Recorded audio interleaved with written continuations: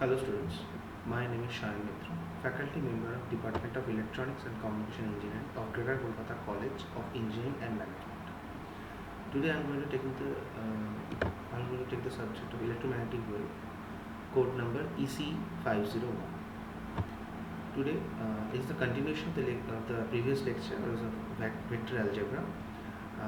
Today we are going to continue with that same topic. Vector algebra. This is the lecture number 3. So let's start. Okay, so from this slide we are going to talking about vector multiplication. So when two vectors A and B are multiplied, the result is either a scalar or a vector, depending on how they are multiplied. Now the vector multiplication are classified in two different categories. One is a scalar or dot product, where the resultant value will be scalar, and in case of vector or cross product, where the resultant value will be a vector product. In case of scalar product, where we did the A dot B, the resultant product will be scalar, and in case of A cross B, the resultant vector will be the resultant product will be a vector quantity.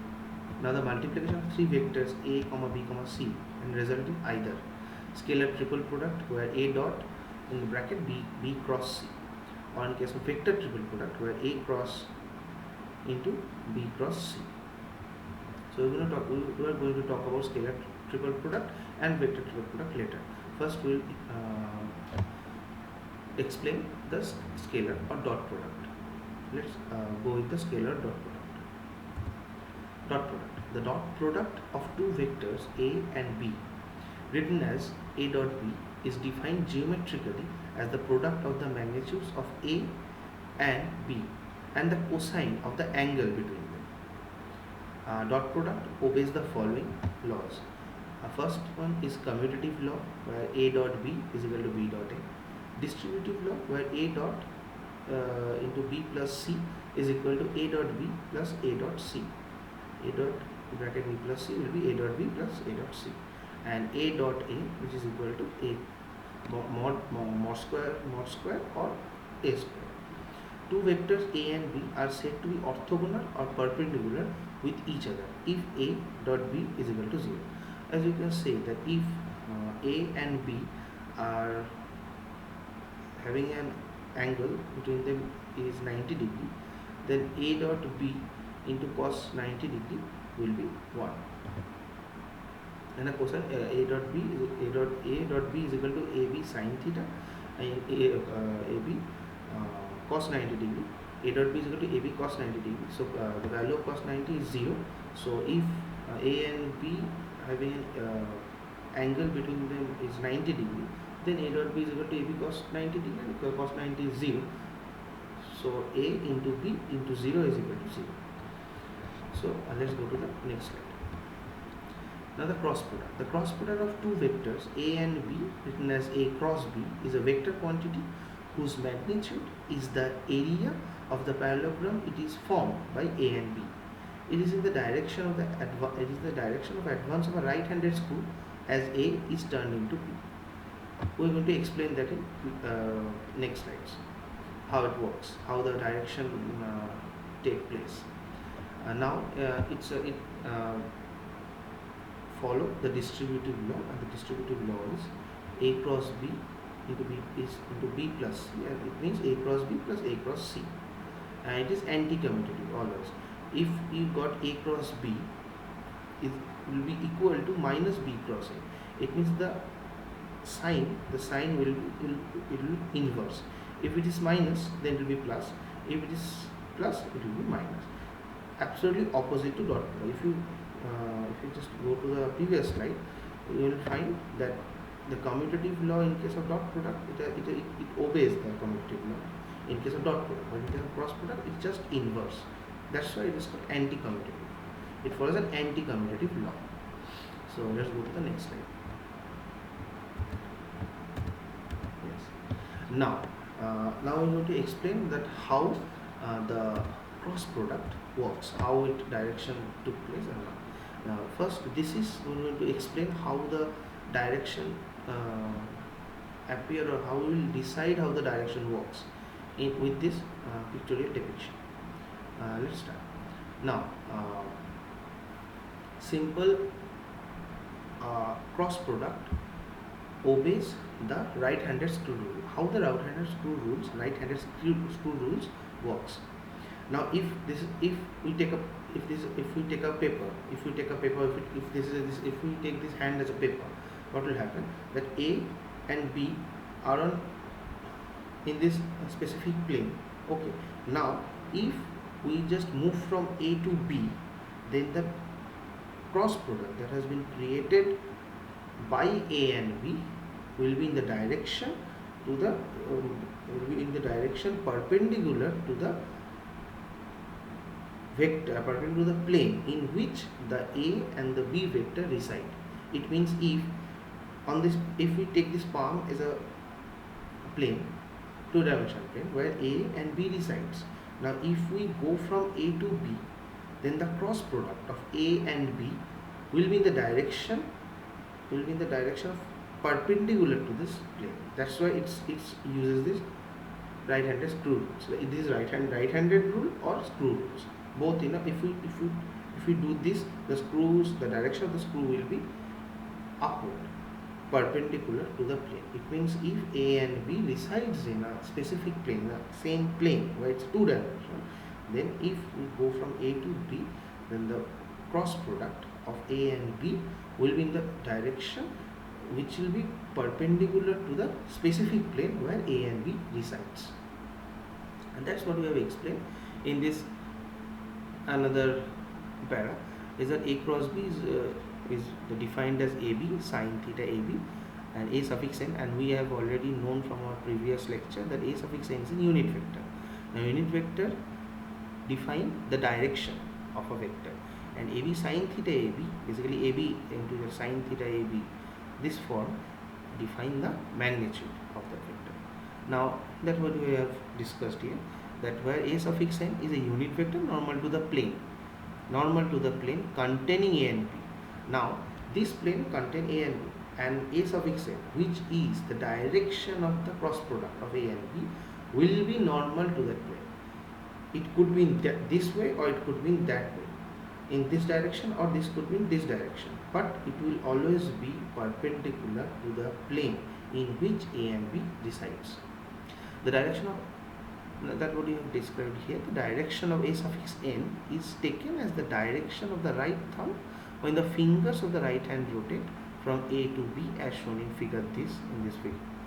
Alternatively, the direction of A suffix n is taken as that of the advance of a right-handed screw as A is turned into, as shown in figure 1.8b. Both the rule has been considered, and both the rule will give you the same result, same perception, the same result. Okay, now the vector multiplication of this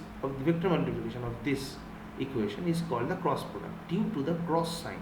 Now, why is cross sign evolved, or why we present it why the name cross has come into this place? Let's discuss that. Now, it is also called vector product because the result is a vector. Now, if a vector which has been described with these three different components, A suffix x which will be along the x-axis, A suffix y which will be along the y-axis, and A suffix z which will be along the z-axis, and in case of B also that. So if you take a cross product, it is nothing but a vector multiplication. It's basically a matrix multiplication of all these things. How it works? If you take a long look, that A suffix x, along that we got the component capital A suffix x and capital B suffix x. The same thing has been repeated here. A suffix y, small a suffix y, capital A suffix y, capital B suffix y. The same thing also, small a suffix z, capital A suffix z, capital B suffix z. It is along the x-axis, it is along the y-axis, and this is along the z-axis.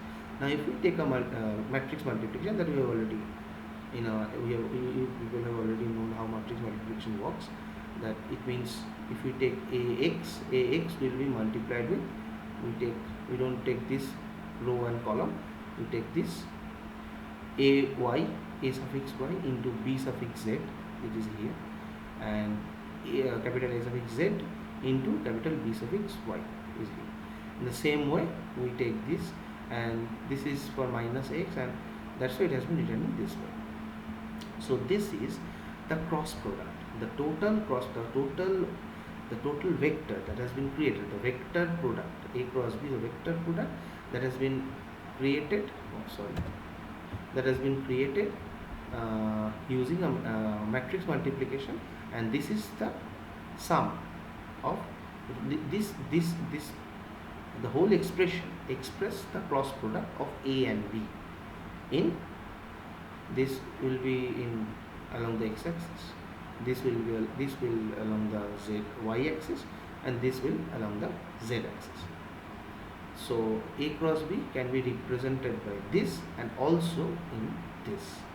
This is the vector components across x, y, and z axis, and here we didn't deconstruct the whole vector. That's why I use this simple formula. This is the expression for AB sin theta b according to the definition, and this can also be this can also be extract from using matrix multiplication. Now this has been, how this has been gained, how we extract that this components of cross product vectors is, which is obtained by crossing terms in cyclic combination. Hence the name cross product has been coined. The name cross product has been coined because we are crossing. How we are doing that? Now when we are taking A suffix z, what we are crossing? We are crossing the first row and first column. It basically, when you are talking about A suffix small a suffix x, which is along the x-axis, it crosses the components capital A suffix x and capital B suffix x. It is taking this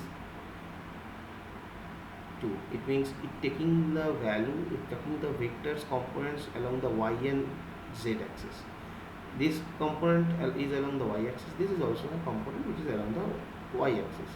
And in case of this, A suffix z, this is along the z axis, and B, this is also along the z axis. It means we are crossing the component. We are talking about A suffix x, which expressing the components along the x axis, but we are not taking the value of the real vectors A and B, the component of the real vector A and B along the x axis.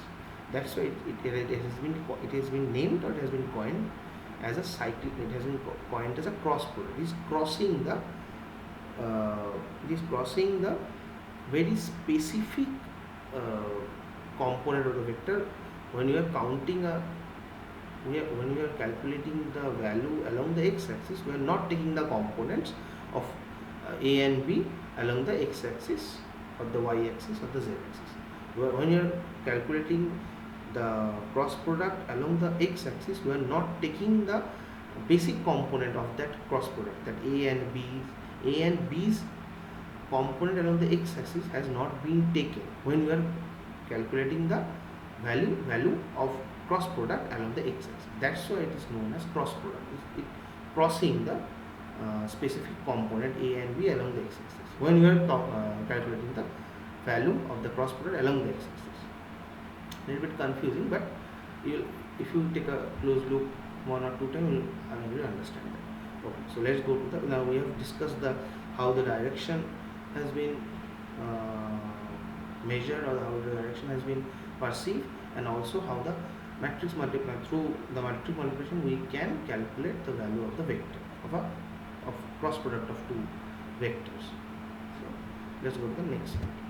Now it has been again described, what I have described again, that it should be noted that in obtaining cross product we have used the right hand or right-handed screw rule, because we want to be consistent with our coordinate system.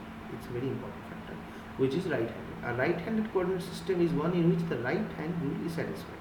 That is, A suffix x into cross A suffix y is equal to A suffix z is obeyed. It's a very important factor. When we are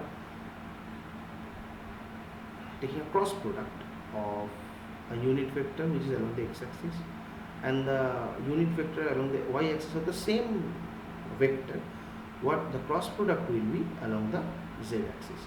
the value and the direction of that cross product will be along the z-axis. That's why it is a right hand rule. In case of left hand system, we follow the left hand or left handed screw rule, and here is nothing but it's just become inverse. That what you have, this minus sign is basically self-explanatory. Is basically saying that if we are taking A and B along a plane, now we are going to A to B. If we are going to A from A to B, we are using the right-handed rule or right-handed screw rule. The vector component or the cross product of A and B will be along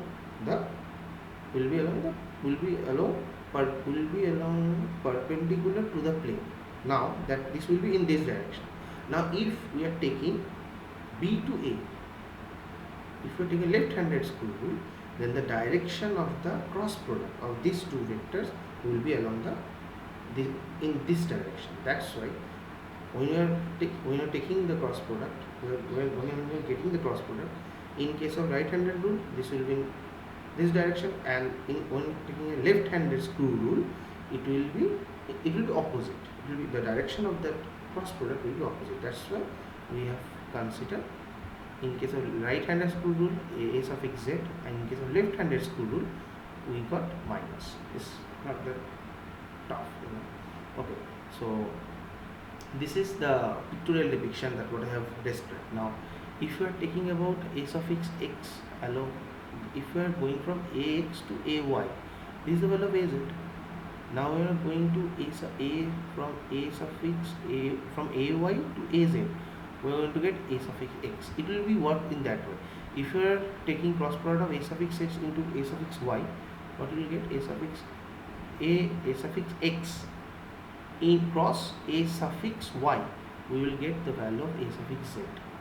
Now if you are talking about a suffix y cross a suffix z, it will be along the a suffix x, because in case of Cartesian coordinate, three different components x, y, z are perpendicular to each other. So if you are talking about, if you are taking any of them, suppose we take x and y, or y or z, or x or z, the cross product of both the vectors which are along the x and y, it will be along the z. In case of z and y, if two vectors, if we take two vectors which are along the z and which are along the y, then the cross product of both of them will be along the, if you take y or z, if you take vector along the z, along the y, if you take the cross product of both of them, it will be along the x-axis. So it will be the remaining component of the Cartesian coordinate will be considered as the cross product. The direction of the cross product will be along the remaining coordinate. If you are taking x, y, it will be along the z. If you are taking z and y, it will be along the x. Z, y, it will be along the z. The remaining one. This is also has been considered. Now, this is first one is cyclic permutation. Moving clockwise leads to positive results. This is the positive. For this equation, we are getting this, or for this we are getting this. Now, if you are talking about left-hand rule, this has been introduced here. Now, from when you are going from ay to ax, the magnitude will be same, but the direction will be opposite of the right-handed screw rule. That's the basic difference of both of them. So let's go to the next slide. This is a scalar triple product that we have already discussed in the introduction of vector multiplication. So this is the given three vectors a, b, c. We define the scalar triple product as a dot b cross c, and this could also be written as b dot c cross a, where there is a dot product and there is a cross product, and there is a dot product, there is a cross product. Obtain cyclic permutation. If we take this value a, b, a vector can be, we can deconstruct a vector into along the three different coordinates, and that's why these are the three components of a particular vector. Now the a dot b cross c is the volume of the parallelogram having this parallelogram a, b, c as edges, and is easily obtained by finding the determinant of 3 into 3 matrix formed by a, b, c, and that is a dot b cross c is around this. Since the result of this vector multiplication scalar equation 1.28 or 1.3 is called the scalar triple product. If you are talking about scalar, this A dot B cross C can also be written as B dot C cross A, and this can also be written as C dot A cross B. Now all of these three different expression can be calculated using the 3-on-3 matrix multiplication formula that has already been described earlier. If you are talking about if we take B dot C, what we have these values. Now this A is along the A cross X, A suffix capital A suffix X, capital A suffix Y, capital A suffix Z. So cross product into dot product. This is scalar triple product. Now if we take this calculation, we will get a scalar triple product of A dot B cross C. Let's go to the next slide. So this is vector triple product. For vector A, B, C, we define the vector triple product as A cross into B cross C is equal to B A dot C minus C into A dot B. This expression can be described through this expression. If you just take a step-by-step formulation using the vector multiplication process, you can prove this equation easily. And just to remember that, we use the buck-up rule. The buck-up rule is BAC and CAB. Just to remember that, because if it could be confusing in exam time. So just it is a paraphrase we can use to remember the vector triple product. Vector triple product can be described A cross into B cross C, and this can be described with this formulation BAC and CAB. It's a dot product minus another dot product. There is a rule, and you can remember that using this formula or paraphrase. Practically, it's a paraphrase. Okay, so let's go to the next slide. Okay, now this is an important factor that we are going to describe, that what we have already described. We are going to the vector triple product, the scalar triple product. We have already described the vector cross product. Vector cross product, where the cross in a case cross product, we get a vector. We get a vector value, we get a vector product, a vector quantity practically. In case of scalar product, we got a scalar value. That's why it is known as scalar product. A dot product is basically a scalar product where the magnitude will be scalar.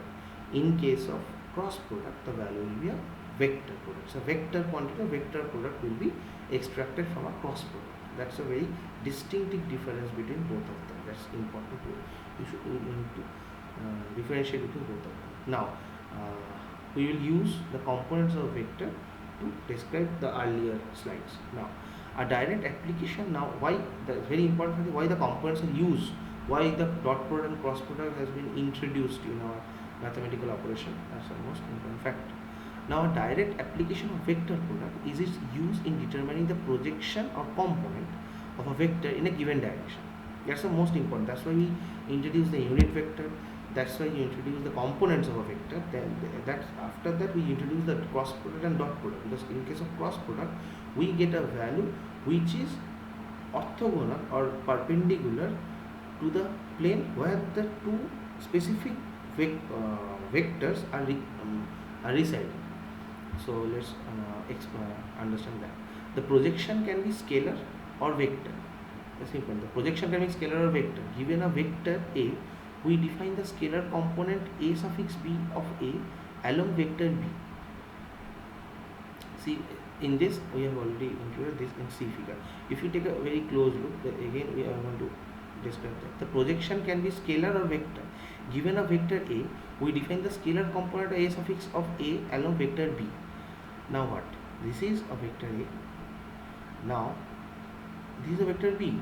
Now we got a component of vector A along the vector B, and that has been defined or expressed as A suffix B. This is A suffix B, which is a vector component of A. Now which is equal to A cos theta AB. This is the value of it. This is the component of A. This A suffix B is the basically component of A. That's why it has been described in this way. A suffix B, which is a component of A along the vector B, is A cos theta AB. The angle that has been created between A and the A suffix B is A cos theta AB, which can be written as what you have already described, that this is the ultimate value of the magnitude, this is the unit vector, and this is the angle between them, the cosine value of both of them. Cosine value. Okay. See figure. This can we describe this, or this can be also defined as a suffix b is equal to a dot b. As you know, the dot product is cos theta, and cross product will be a sin theta. The angle between, we use the sine cosine rule here, and this is the dot product, as we have already described, that this a suffix b is equal to a cos theta ab, magnitude a, this is the unit vector, and this is the angle between them, the cos value of the angle between them. And so this can also be written as this thing, this expression can also be written as this, because it's the dot product, the similar thing. Now the vector component of a suffix b of a, now the vector component a suffix b of a along b is simply the scalar component in equation 1.33. As simple, this is the equation 1.33 that we have already explained. This the vector component of a suffix b, the vector component a suffix b of a along b is simply a scalar component, that you can already understand, multiplied by unit vector along b, that is this a suffix b is equal to a suffix b into small a suffix b, which is equal to a dot small a suffix b into another a suffix b. That's why it's a scalar product. It means we can describe from, that's why the dot product has been introduced, that if there is a vector a, now I am going to take the component of vector a along the b, that component can be written as a suffix b. So that is basically a scalar product. That is not this is not a vector product. That's to understand that presumption, we have to go through the scalar product again. That's the scalar product. This is also a scalar product. How it has been constructed? The a suffix b is a vector component of a along vector b, and that can be written as this way. It can also be written as this way. Now if we just process this in this manner, the vector component a suffix of a along b is simply a scalar component multiplied by unit vector. This assumption is nothing but this. We just put this a suffix b value here, and when we multiplied this a dot a suffix b with a suffix b, that's the unit vector which has a direction. Now if we multiply this scalar product with a vector product, it is nothing but created the a suffix b which has a direction and a magnitude. Now both the scalar and vector components are illustrated in figure 1.10 here. Notice from the figure 1.10b, this is the 1.10b, that the vector can be resolved into two orthogonal components.